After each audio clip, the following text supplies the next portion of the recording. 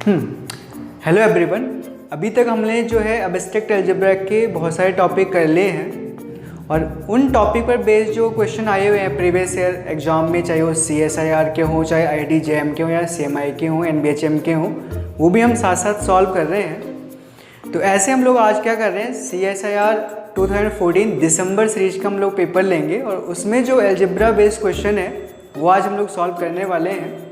तो आप लोग ऐसा कीजिए, 2014 दिसंबर CSIR का जो पेपर है उसको आप उठा लीजिए और उसमें जो अलजेब्रा बेस्ड क्वेश्चन पूछे हैं अभी तक के टॉपिक पर वो आज हम लोग सॉल्व करने वाले हैं। तो देखते रहिए इस लेक्चर को।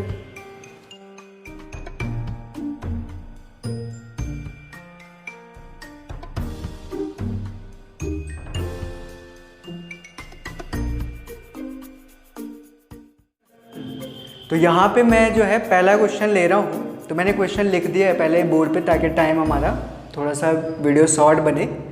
तो क्वेश्चन को मैं एक बार रीड कर लेता हूँ। क्वेश्चन में ये है कि in the group of all invertible 4x4 matrices with entries in the field of 3 elements any 3 silo सब ग्रुप हैज़ कार्डिनैलिटी, राइट। तो ये कह रहा है कि ग्रुप आपने कंस्ट्रक्ट करने हैं जिसमें सारे के सारे 4x4 ऑर्डर के जो है इन्वर्टिबल मैट्रिसेस हैं और उन मैट्रिसेस की जो एंट्रीज हैं वो हम लोग कहाँ से पिक कर रहे हैं, एक फील्ड से जिसमें 3 एलिमेंट्स हैं। तो हमें यहाँ पे पता करना है कि 3 साइलो सब ग्रुप की कार्डिनैलिटी कितनी होगी। अब इस क्वेश्चन को करने के लिए हमारे पास 2 कॉन्सेप्ट है जो हम लोग यूज करेंगे। तो वो 2 कॉन्सेप्ट मैं यहाँ पे फ्लैश करूँगा। पहला कॉन्सेप्ट तो हमारा ये है कि अगर सपोज हमारे पास n×n हमें इन्वर्टिबल मैट्रिसेस बनाने हैं और जिनकी एंट्री जो है एक फील्ड से आती है जिसकी कार्डिनैलिटी सपोज स्मॉल m है, तो इसके लिए एक सिंपल सा फॉर्मूला है कि जो जितने भी हम लोग ऐसे एलिमेंट्स या ऐसे मैट्रिसेस इन्वर्टिबल मैट्रिसेस बना पाएंगे तो जो ग्रुप बनेगा उसकी जो कार्डिनैलिटी होगी, जो ऑर्डर होगा उस ग्रुप का, वो हो जाएगा हमारे पास m⁻n−m multiplied with m⁻n−m so on चलते चलते लास्ट में हमारे पास आएगा m⁻n−m⁻n−1। तो पहला कॉन्सेप्ट तो हमें याद रखना है इन्वर्टिबल मैट्रिसेस को फाइंड आउट करने को। और दूसरा कॉन्सेप्ट हमें साइलो सेकंड थ्योरम को याद रखने हैं कि सपोज अगर P हमारा कोई प्राइम है और P⁻m जो है ऑर्डर ऑफ G को डिवाइड कर रहे हैं तो P साइलो सब ग्रुप की जो कार्डिनैलिटी होगी वो P⁻m हो जाएगी। तो अब हमने क्या करना है, अगर हमें ये 2 कॉन्सेप्ट पता लग गए हैं तो हम आसानी से जो है विदिन 10 सेकेंड इस क्वेश्चन को सॉल्व कर देंगे। तो सबसे पहले आपने क्या करना है, आप ऐसे चेक कीजिए कि जितने भी आप ये मैट्रिसेस बना रहे हो तो जो ग्रुप आप कंस्ट्रक्ट कर रहे हो 4x4 मैट्रिसेस से उसकी कार्डिनैलिटी कितनी होगी। तो लेट्स से अगर वो ग्रुप G था तो उसकी कार्डिनैलिटी हमें निकालनी है। क्योंकि हमें 4x4 मैट्रिसेस बनाने हैं तो ये हो जाएगा 3⁴ - 1, 3⁴ - 3, 3⁴ - 3 square and at last 3⁴ - 3⁵, right. अब आप ऐसे कीजिए, यहाँ से 3 स्क्वायर और यहाँ से 3³ आपने कॉमन लेना है। बस यही थोड़ा सा क्रिटिकल पॉइंट है इस क्वेश्चन का। तो जैसे आपने यहाँ 3 स्क्वायर 3³ कॉमन लिया तो 3⁶ कॉमन आ जाएगा और बाकी टर्म आपके पास बचेंगे लाइक दिस, राइट। तो आप देख सकते हो कि जो ऑर्डर ऑफ G है वो इस टाइप का है। तो डेफिनेटली हमारे पास यहाँ से ये हुआ कि 3⁶ डिवाइड कर रहा है ऑर्डर ऑफ G को, राइट। तो पहला पार्ट हमारा कंप्लीट हो गया। अब अपने सेकंड थ्योरम लगानी है, silo second theorem.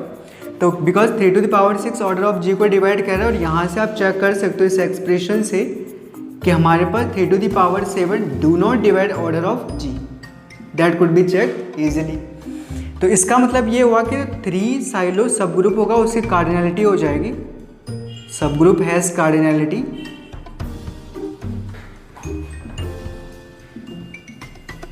simply 3⁶ and 3⁶ will give you 729। तो इसका मतलब D आपका सही आंसर था। तो आपने देखा अगर हमारे पास कॉन्सेप्ट हमारे क्लियर है तो ऐसे क्वेश्चन हम लोग विदिन 10-15 सेकेंड में सॉल्व कर देंगे।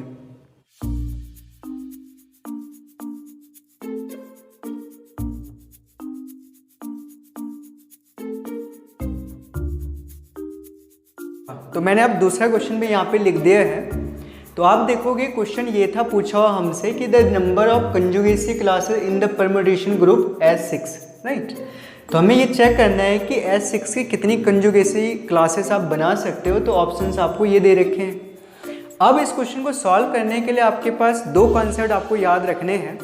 पहला कॉन्सेप्ट तो आप देखोगे कि जो मैंने प्रीवियस लेक्चर करवाया था आपको, जिसमें मैंने CSIR 2012 जून सीरीज का पेपर सॉल्व किया था, उसमें भी एक क्वेश्चन ऐसा ही आया हुआ था। और मैंने आपको कहा था कि S6 या SN में जो कंजुगेसी क्लासेस होते हैं या जो एलिमेंट एक दूसरे कंजुगेट होते हैं, उनका साइक्लिक स्ट्रक्चर सेम होना चाहिए। तो पहला कॉन्सेप्ट आपका यही है कि अगर किसी एलिमेंट जो S6 में कोई भी एलिमेंट आप पिक कर रहे हो, उसके जैसे साइक्लिक स्ट्रक्चर के जितने भी एलिमेंट होंगे वो सारे एक दूसरे के कंजुगेट होंगे। तो मतलब सिंपली ये है कि साइक्लिक स्ट्रक्चर जिनका सेम होगा या एक स्पेशल साइक्लिक स्ट्रक्चर का एक ही कंजुगेसी क्लास होगा, दो नहीं हो सकते हैं। पहला कॉन्सेप्ट तो आपने ये याद रखना है। दूसरा कॉन्सेप्ट आपने ये याद रखना है कि जितने भी आपने इसमें कंजुगेसी क्लासेस आप पिक करोगे S6 से या SN से, सपोज आप इन जनरल थिंक कीजिए, तो आप SN से जितनी भी कंजुगेसी क्लासेस बनाते हैं वो 1 ऑन टू या आइसोमॉर्फिक होते हैं partition of the positive integer n, जितने सिंबल में आपने परम्यूटेशन डिफाइन किए होते हैं n के। तो हमें क्या कुल मिला के क्या करना है, इस क्वेश्चन में बोला हुआ था कि S6 मीन से 6 सिंबल में परम्यूटेशन था, तो आपको पॉजिटिव इंटीजर 6 के पार्टीशन कुल मिला के फाइंड आउट करने हैं कि कितने पार्टीशन हो सकते हैं, उतनी इसकी कंजुगेसी क्लासेस होंगी। तो 6 के पार्टीशन होंगे, पहला तो इसका 6 ही हो जाएगा, दूसरा आपके पास आएगा 1 + 5 सो ऑन, फिर 1 + 1 + 3 sorry 4, then 1 + 1 + 1 + 3, then 1 + 1 + 1 + 1 + 2, then 1 + 1 + 1 + 1 + 1 + 1, right. उसके बाद और भी पार्टीशन आप कर सकते हैं, जैसे 2 + 4, या फिर आप इसको ऐसा भी लिख सकते हैं 2 + 1 + 3 दिस वन, या आप जैसे इसको पार्टीशन कर सकते हैं 2 + 2 + 2, राइट, 1 + 1 + 2 + 2, और एक और हो जाएगा 3 + 3। तो कुल मिला के मेरे ख्याल से इतने ही पार्टीशन होंगे, आप चेक कर सकते हैं। तो ये हो रहे हैं 1 2 3 4 5 6 7 8 9 10 और 11। तो 11 पार्टीशन N6 के हम बना सकते हैं। तो इसका मतलब S6 की जो कंजुगेसी क्लासेस होंगे वो 11 हो जाएंगे। तो इसका आंसर आपने इस तरीके से करना था।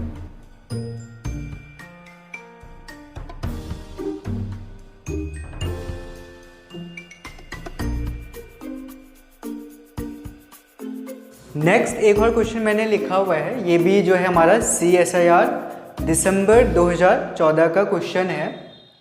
तो इसमें क्या बोला हुआ है हमारे पास कि जैसे इसमें लिखा है कि G be an non abelian group then its order can be.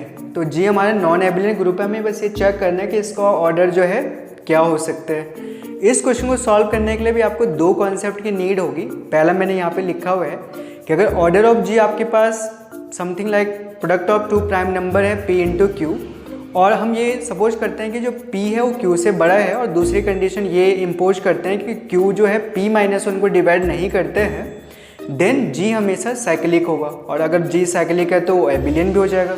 तो पहला कॉन्सेप्ट तो आपने ये याद रखना है। दूसरा कॉन्सेप्ट जो आपको नीड है वो ये है कि अगर किसी भी ग्रुप का ऑर्डर P² मतलब किसी प्राइम की पावर के टाइप का है तो वो हमेशा और हमेशा एबिलियन होता है।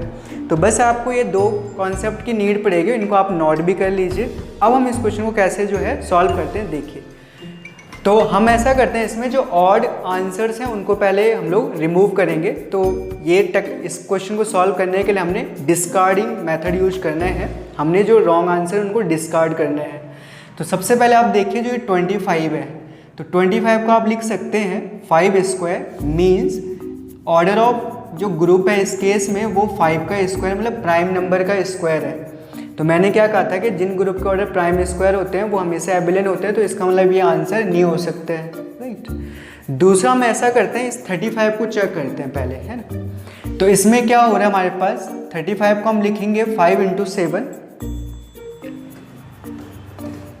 लाइक दिस, और फिर आप चेक करोगे जैसे P आपके पास यहाँ पे 7 है और Q आपके पास 5 है, तो 5 does not divide 7 - 1 that is 5 do not divide 6, right. तो हमारा वो पहला कॉन्सेप्ट यहाँ पे यूज होगा। इसका मतलब ये हुआ कि जी साइक्लिक होगा, जी इज साइक्लिक, और जो साइक्लिक होते हैं वो एबिलियन होते हैं, जी इज एबिलियन।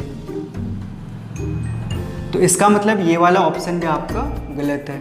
हाइवर जब आप एग्जाम में होंगे तब तो आप धीरे धीरे अपने सारे ऑप्शन चेक करेंगे, पर यहाँ पे मैं आपको सीधे बता रहा हूँ डायरेक्टली कि क्या होना था इसने। अब जैसे हमारे पास आप देखिए 55 को भी आप लिख सकते हैं 11 इंटू 5, दो प्राइम नंबर के प्रोडक्ट में।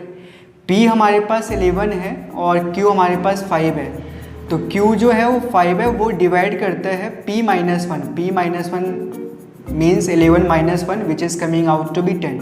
तो 5 डिवाइड 10, तो हमारा वो कॉन्सेप्ट यहाँ पे यूज नहीं होगा, तो हम इसके बारे में कह नहीं सकते। इसका मतलब ग्रुप जो एबिलियन ग्रुप हमारा इसका मतलब जो हमारे पास नॉन एबिलियन ग्रुप दे रखे है उसका ऑर्डर 55 हो सकता है, कंफर्म नहीं कह सकते हैं। रही 125 की बात, इसमें भी हमारा जो सेकंड कॉन्सेप्ट है वो यूज नहीं हो रहा है। इसका मतलब ऐसा ग्रुप नॉन एबिलियन ग्रुप हम बना सकते हैं जिसका ऑर्डर 125 हो। तो इस क्वेश्चन के ये आंसर हैं बी और सी। पहला और डी के बारे में हम कंफर्म है, गारंटी दे के हम कह सकते हैं कि ए और डी नहीं होंगे। इन दोनों के बारे में हम कुछ नहीं कह सकते। इसका मतलब इन दोनों नंबर के बराबर ऑर्डर के नॉन एबिलियन ग्रुप एग्जिस्ट कर सकते हैं।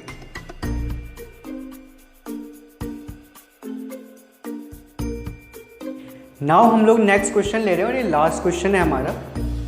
तो इसमें ये बोला हुआ है हमारे पास कि जी एक ग्रुप है जिसका ऑर्डर 45 है, तो इनमें से हमारा कौन सा स्टेटमेंट ट्रू होगा। अब इसमें जो हमारे पास ऑप्शन दे रखे हैं उनमें ये बोला हुआ है कि जो सब ग्रुप हैं या नॉर्मल सब ग्रुप है उनके ऑर्डर या तो 9 है या 5 है, या एक एलिमेंट है जिसका ऑर्डर 9 है, ये हमें चेक करना है। तो इसके लिए भी हमें दो कॉन्सेप्ट याद रखने हैं। पहला कॉन्सेप्ट हमारा ये होना चाहिए कि जो पी साइलो सब ग्रुप होते हैं वो यूनिक होते हैं इफ़ एंड ओनली इफ़ वो अगर नॉर्मल सब ग्रुप है। पहला कॉन्सेप्ट तो यूज होगा। दूसरा सीधा जो है साइलो थर्ड थ्योरम का स्टेटमेंट है कि अगर पी साइलो सब ग्रुप हमें पता करने के कितने हैं तो वो होते हैं 1 + KP। तो ये दो कॉन्सेप्ट हमारे इस क्वेश्चन में यूज होने वाले हैं और अभी हम इस क्वेश्चन को सॉल्व कर देंगे। तो सबसे पहले आप देखिए कि 45 ऑर्डर का जो ग्रुप हमें गिवन है इसको हम लिख सकते हैं 3² × 5। तो सिंपली 5 डिवाइड 45 प्राइम नंबर, तो इसका मतलब ये हुआ कि एक 5 साइलो सब ग्रुप तो एग्जिस्ट करेगा ही, और दूसरा हमारे पास क्या हुआ 3² डिवाइड कर रहा है 45 को, इसका मतलब ये हुआ कि 3 साइलो सब ग्रुप एग्जिस्ट करेगा, और इस 3 साइलो सब ग्रुप का जो कार्डिनैलिटी होगी वो 3² होगी मीन्स 9 होगी। तो 3 साइलो सब ग्रुप में जो एलिमेंट्स होंगे वो 9 होंगे। तो एक ऑप्शन तो यही दे रखा था कि जी हैज़ अ सब ग्रुप ऑफ ऑर्डर 9, तो हमने ये तो यहाँ से प्रूफ कर लिया कि है वो एक सब ग्रुप जिसका ऑर्डर 9 है, वो 3 साइलो सब ग्रुप है। तो ये ऑप्शन तो हमारा करेक्ट हो गया। अब बात करते हैं हम लोग, जैसे इसमें बोला कि जी हैज़ ए नॉर्मल सब ग्रुप ऑफ ऑर्डर 9, तो हमें ये चेक करना है कि जो 3 साइलो सब ग्रुप है ये यूनिक है कि नहीं। अगर ये यूनिक साइलो ग्रुप बन गया तो ये नॉर्मल भी होगा। तो इसके लिए हमें क्या कंडीशन है, मैंने ये कहा था कि जो 3 साइलो सब ग्रुप होंगे वो कितने होंगे। तो नंबर ऑफ, यहाँ पे मैं लिख रहा हूँ, नंबर ऑफ 3 साइलो सब groups will be 1 + KP type के होंगे, 3K टाइप के होंगे, राइट। अब जो ये 1 + 3K है, कंडीशन ये होते हैं कि ये 1 + 3K जो है ऑर्डर ऑफ ग्रुप को डिवाइड करेगा, मीन्स 45 को डिवाइड करना चाहिए। लेकिन 1 + 3K आप देखोगे 45 को केवल तभी डिवाइड कर रहे हैं जब 1 + 3K जो है 1 के इक्वल हो, मीन्स K की वैल्यू जो है यहाँ से 0 आ जाएगी। इसका मतलब ये हुआ कि 3 साइलो सब ग्रुप केवल एक ही है, तो आप यहाँ पे लिखोगे दिस इम्प्लाइज 3 साइलो सब ग्रुप इज़ यूनिक, सब ग्रुप इज़ यूनिक। और अभी मैंने आपको कॉन्सेप्ट बताया था कि अगर 3 साइलो सब ग्रुप या P साइलो सब ग्रुप यूनिक होता है तो हमेशा नॉर्मल भी होगा। तो दिस इम्प्लाइज 3 साइलो सब ग्रुप इज़ नॉर्मल। तो पहला हमने ये देखा कि ये भी हमारे पास क्या था, जो ऑप्शन हमें दे रखा था कि जी हैज़ ए नॉर्मल सब ग्रुप ऑफ ऑर्डर 9, तो सब ग्रुप तो था ही, फिर हमने प्रूव भी कर लिया कि वो नॉर्मल है, तो हमारा ये सी ऑप्शन भी करेक्ट हो जाएगा। अब हमारे पास हमने देखो चौथा ऑप्शन है जी हैज़ ए नॉर्मल सब ग्रुप ऑफ ऑर्डर 5, तो इसको हमने कैसे चेक करना है। हम ऐसा करते हैं, अभी मैंने आपको बताया था कि 5 साइलो सब ग्रुप तो एग्जिस्ट कर ही रहा है। अब ये कितने हैं, इसके लिए हमें क्या चेक करना है, नंबर ऑफ 5 साइलो सब ग्रुप्स। तो नंबर ऑफ 5 साइलो सब ग्रुप्स कितने होंगे, हमने साइलो थर्ड थ्योरम यूज करनी है, 1 + 5 के टाइप के होंगे। और जो ये 1 + 5 के होगा ये ऑर्डर ऑफ ग्रुप को डिवाइड करेगा, मीन्स 45 को डिवाइड करेगा। तो यहाँ से अगर आप देखोगे 1 + 5 के 45 को केवल तभी डिवाइड करेगा जब 1 + 5 के 1 के इक्वल होगा, तो के की वैल्यू आ गई 0। इसका मतलब होगा कि 5 साइलो सब ग्रुप भी जो हमारा जो है यूनिक है, दैट इज हम यहाँ पे लिखेंगे 5 साइलो सब ग्रुप इज यूनिक, सब ग्रुप इज यूनिक। और फिर अभी हमने कॉन्सेप्ट पढ़ा था, अगर 5 साइलो सब ग्रुप यूनिक है तो ये क्या होगा, दिस इम्प्लाइज कि 5 साइलो सब ग्रुप इज नॉर्मल, राइट। तो ये छोटे छोटे कॉन्सेप्ट अगर आपको पता होते हैं तो जो भी क्वेश्चन आपके पास आते हैं आप उनको विद इन टाइम सॉल्व कर सकते हो। तो डी ऑप्शन भी करेक्ट था। अब आप सोचोगे पहला ऑप्शन क्या है, उसको भी हम देख लेते हैं कि G has an element of order 9। अब इसमें हम लोग गारंटी नहीं दे सकते, मतलब हम कंफर्म नहीं कह सकते, हो भी सकते हैं नहीं भी हो सकते हैं, तो इसलिए इस ऑप्शन पे आप टिक मत कीजिएगा। इन तीनों के बारे में आप जो है कंफर्म कह सकते हैं कि तीनों जो है ट्रू हैं। तो इसके 3 ऑप्शन सही थे, B, C and D, A option आपका नहीं था। तो इस तरीके से आपने ये क्वेश्चन करने थे। ऐसे अगर आप देखोगे CSIR 2014 दिसंबर की सीरीज में जो क्वेश्चन पूछे हुए थे अलजेब्रा बेस्ड, उनमें 2-3 क्वेश्चन और भी पूछे हुए हैं, लेकिन वो एडवांस एब्स्ट्रैक्ट अलजेब्रा, एक क्वेश्चन जो है गैल्वा थ्योरी से पूछा हुआ है और एक रिंग थ्योरी से पूछा हुआ है। लेकिन अभी हमारा सिलेबस यहाँ तक नहीं पहुँचा है, जैसे जैसे सिलेबस हमारा आगे बढ़ेगा हम लोग उन क्वेश्चन को भी सॉल्व करेंगे। तो बाकी आप लोग ऐसा कीजिए कि जो थ्योरी पार्ट के मेरे लेक्चर हैं उनको भी आप देखते रहिएगा, और बाकी जो आपके फ्रेंड्स हैं उनको भी आप मोटिवेट कीजिए कि इन लेक्चर्स को आप देखते रहिए, क्योंकि जो आपका एग्ज़ाम है वो मोस्ट प्रोबेबली सितंबर या अक्टूबर में हो सकता है। तो चलिए फिर आप लोग एंजॉय कीजिए लाइफ को, मैथ को पढ़ते रहिए। ओके।